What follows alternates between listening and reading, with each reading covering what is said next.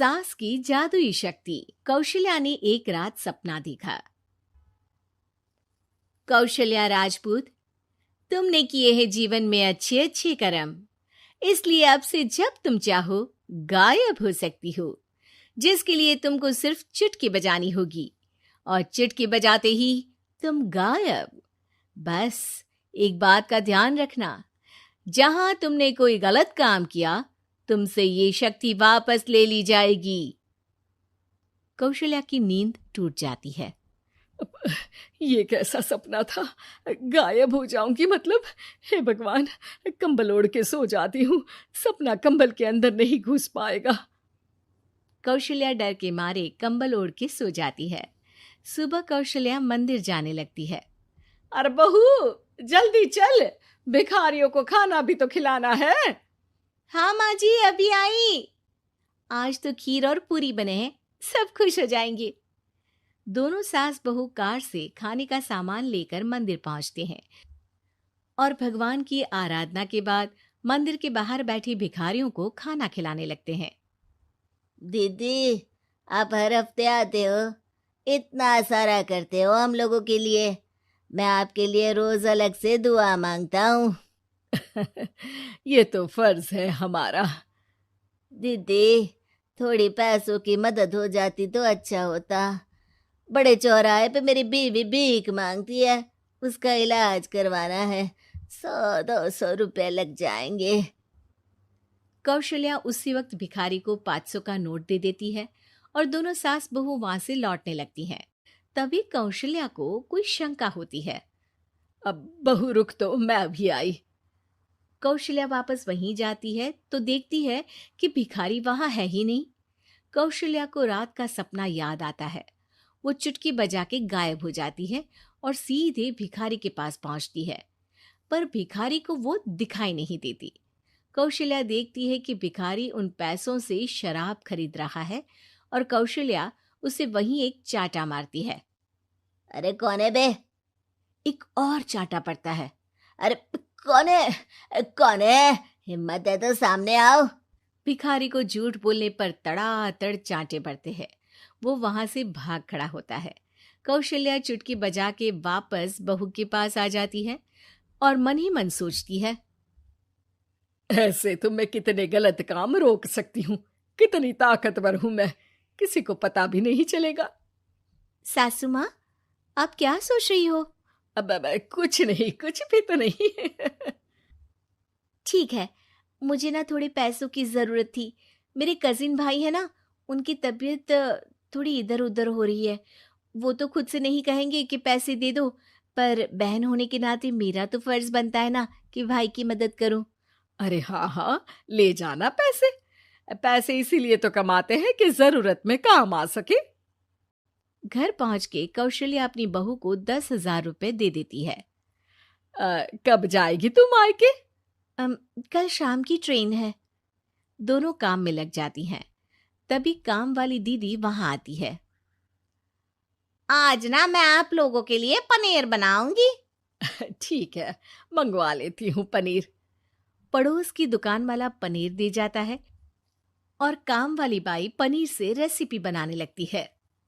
आज अपनी super power काम वाली बाई पे ट्राई करती हूँ, देखूं तो सही किचन में करती क्या है ये। सास चुटकी बजा के गायब हो जाती है और किचन में पहुंचती है। बाई को खबर भी नहीं है कि कौशल्या भी किचन में ही है। आज तो मैं भी पनीर की सब्जी बनाऊंगी रात को अपने घर, और थोड़ा सा घी भी रख लेती हूँ। वैसे भी कौशल्या बुढ़िया खा खा के मोटी हो गई है। कौशल्या बाई की चोरी पकड़ लेती है और गुस्से में बाई की चोटी ऊपर उठा देती है। बाई को समझ भी नहीं आता कि उसकी चोटी खड़ी कैसे होगी। वो डर के मारे चीख पड़ती है। बहू भागते हुए किचन में आती है। अरे क्या हुआ? ये तुम्हारी चोटी खड़ी कैसे है? करंट लग गया है क्या? पता नहीं, शायद किचन में ना भूत है। बाई वहां से भाग खड़ी होती है और कौशल्या चुटकी बजा के अपने कमरे में टीवी देखने लगती है। बहू वहां जाती है। माँ जी, किचन में ना भूत है, बाई भाग गई। अरे भागने देना, भूत का तो पता नहीं, किचन में चोर जरूर था और वो थी अपनी काम वाली। अच्छा हुआ चली गई। बहू को कुछ समझ नहीं आया। उसने किचन में जो देखा उसके सदमे में जो थी वो अभी तक। अगले दिन बहू अपने मायके के लिए निकल जाती है। कहीं भिखारी और काम वाली की तरह बहू भी तो मुझे धोखा नहीं दे रही। अरे कहीं वो पैसे ले जाके शॉपिंग तो नहीं करने वाली ना। अभी पता लगाती हूँ मुझसे कुछ छिपा है भला।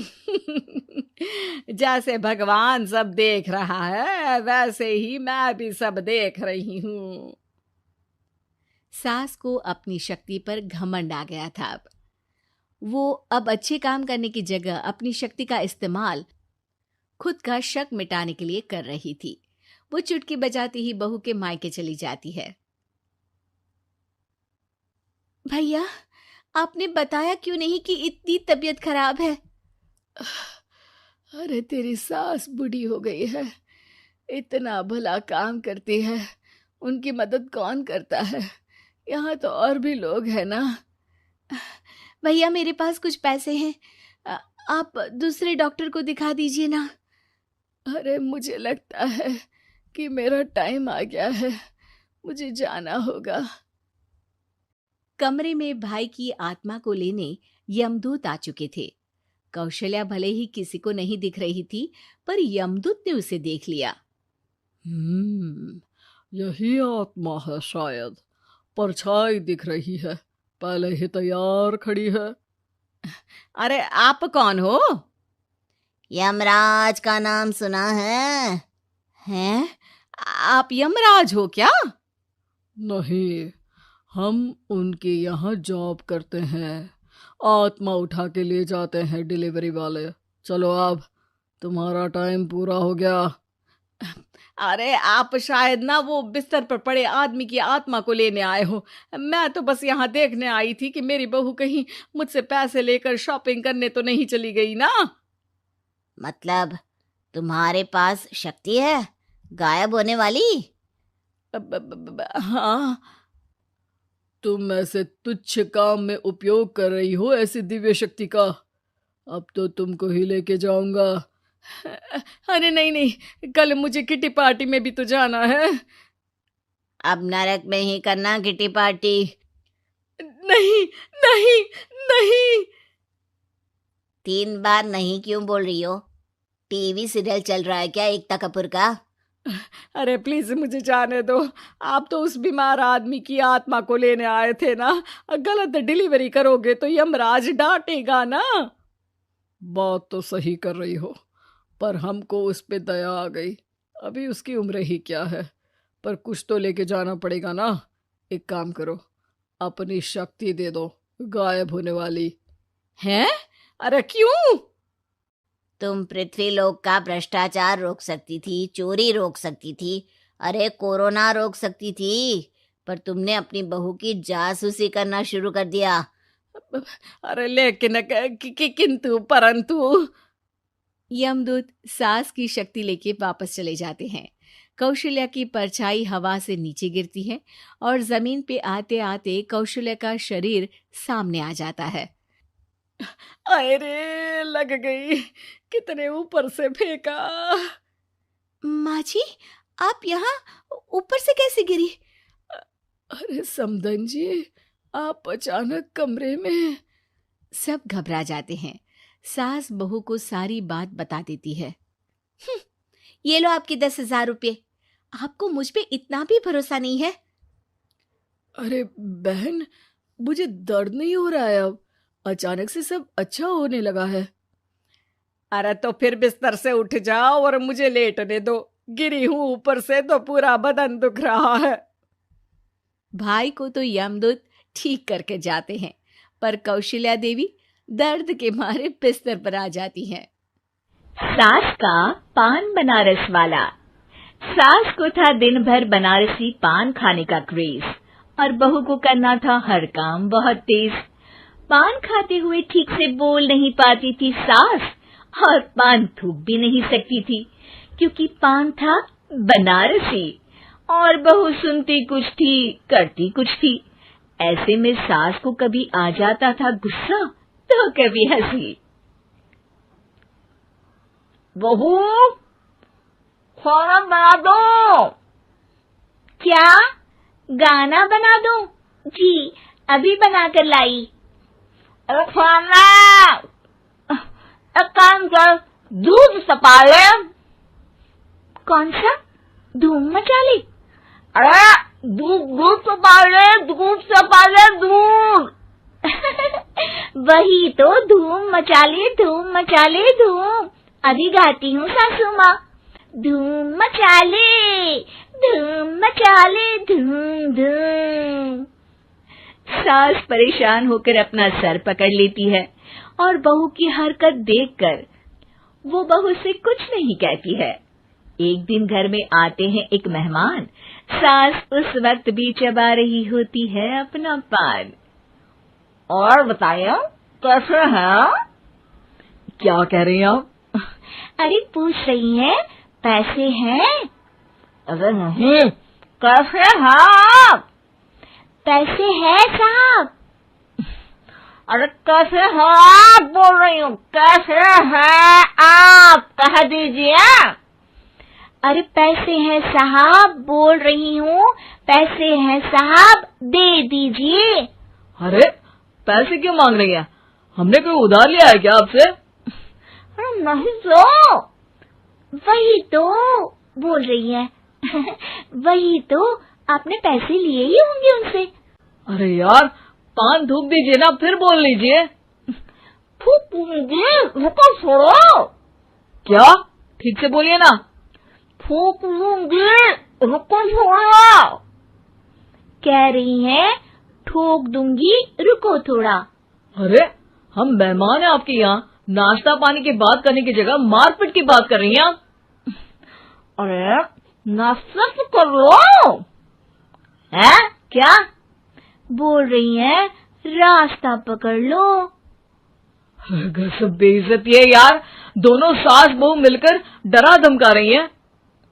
अरे रुको सही, आंसू करके आई, पान निकालूंगी, रुको। क्या क्या कहना चाहती हो? अरे रुको भी, आंसू करके आई, पान निकालूंगी, रुको। बस इतना कहकर सास चली जाती है थूकने पान, लेकिन बहू से सास की बात का मतलब पूछ लेते हैं मेहमान। अब ये क्या बोल कर गई हैं? सुना नहीं? बोल रही थी, रुको अभी चाकू धार के लाई, जान निकाल लूंगी, रुको। बस बहू की बात सुन के भाग जाते हैं गेस्ट और सास का पान थूकना भी चला जाता है वेस्ट। अरे मेहमान किधर गए? भाग गए। आपने कहा था ना, चाकू जान निकाल लेंगी। अरे बोला था आथू, चाकू नहीं, और पान निकाल लूंगी, जान नहीं। अरे तू मेरी गजल का रीमिक्स बनाएगी तो लोग कुछ का कुछ तो समझेंगे ही। अरे क्यों बोलती है बीच में? आपकी बात किसी को समझ में नहीं आती इसलिए। अरे तो पान रहता है ना जुबान पे। अरे खाई के पान बनारस वाला, लग जाता है आपकी जुबान पर ताला। माँ जी 1000 बार समझाया है, पान खाते वक्त चुप रहा करिए, बात का बतंगड़ बन जाता है। अरे पान पहले, मेहमान बाद में। अरे इतना रसीला पान कैसे थूक दूं, वो भी मेहमान के लिए। किसी दिन ना ये पान के चक्कर में बड़ी मुसीबत में फंस जाओगी आप। लेकिन सास ने नहीं मानी बहू की बात और पकड़े रखा बनारसी पान का साथ। घर में घटती रहती एक जैसी घटना, सास बोलती दिल्ली पर बहू सुनती पटना। एक बार मोहल्ले में बन रही थी पक्की सड़क, जिसके उद्घाटन में आने वाले थे विधायक।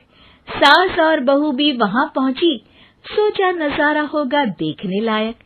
भीड़ में सास थी सबसे बुजुर्ग, संचालक ने बुला लिया उसको स्टेज पर आशीर्वाद के लिए, और विधायक जी थे मुख्य अतिथि, तो उनका भाषण रखा बाद के लिए।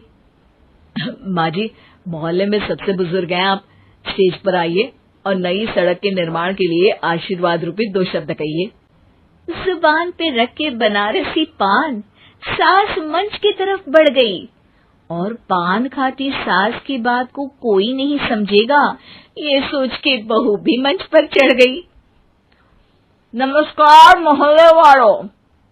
नमस्कार मोहल्ले वालों। मोहल्ले वालों। मोहल्ले वालों, ठीक है समझी। मैं बहुत खुश हूँ कि जो रोड बन रही है। मैं बेवकूफ हूँ जो रोड बन रही है। बेवकूफ नहीं, बहुत खुश।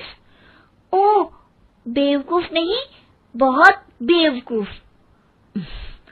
आम आदमी का विकास होगा। आम आदमी का विनाश होगा। विनाश नहीं, विकास।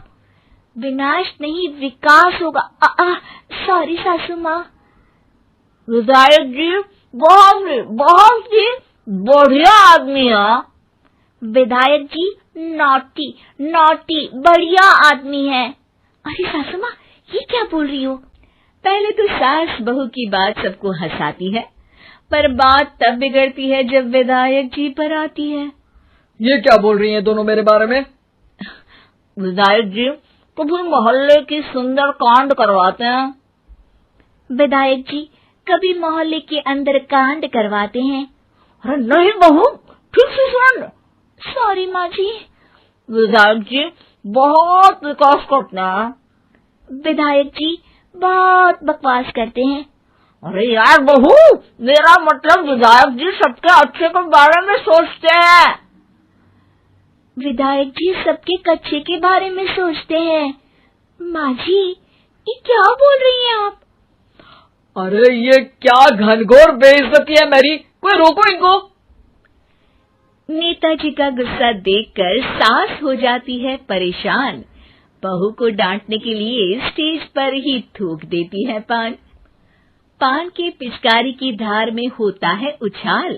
सामने बैठे नेता का कुर्ता हो जाता है छींटों से लाल। विधायक जी मुझे माफ करो, अब मैं पान नहीं खाऊंगी। सासू माँ मुझे भी माफ करो, अब मैं आपकी बात में टांग नहीं अड़ाऊंगी। अरे आप दोनों मुझे माफ करो, आपका मोहल्ला मुझे माफ करे, भगवान मुझे माफ करे जो मुझसे यहाँ आने का पाप हुआ। भीड़ जोर जोर से ठहाके मारती है। सास अपनी बहू पे गुस्सा उतारती है। नेताजी हो जाते हैं उड़नछू। माँ जी हमेशा के लिए कर देती है पान को अत्थू।